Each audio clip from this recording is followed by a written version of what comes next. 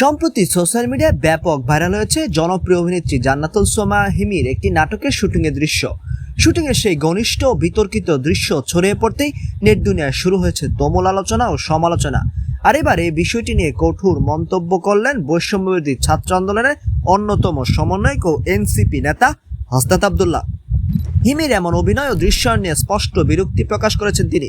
হাসনাত আব্দুল্লাহ বলেন, বর্তমানে জান্নাতুল সোমা হিমি যেভাবে নানা নাটক ও শুটিংয়ে দৃশ্য ধারণ করছেন তা সমাজ ও তরুণ প্রজন্মের উপর অত্যন্ত নেতিবাচক প্রভাব ফেলছে। নাটকে রোমান্স বা গল্পের বাস্তবতা ফুটিয়ে তোলার নামে শালীনতার সীমা লঙ্ঘন করা কোনোভাবেই গ্রহণযোগ্য নয়। তিনি আরও যোগ করেন, বিনোদন মাধ্যমের একটি বিশাল দায়বদ্ধতা রয়েছে দর্শকদের প্রতি, কিন্তু বর্তমানে ভিউ আর সস্তা জনপ্রিয়তা পাওয়ার লোভে যেভাবে এসব কন্টেন্ট তৈরি করা হচ্ছে তা আমাদের সামাজিক মূল্যবোধকে দিন দিন অবক্ষয়ের দিকে ঠেলে দিচ্ছে। তাই শুটিং বা অভিনয়ের ক্ষেত্রে আরও দায়িত্বশীল এবং সচেতন হওয়ার আহ্বান জানান তিনি। নাটকের বিতর্কিত দৃশ্য নিয়ে হাসনাত আব্দুল্লাহর এই মন্তব্য এখন সোশ্যাল মিডিয়ায় তোলপাড় সৃষ্টি করেছে।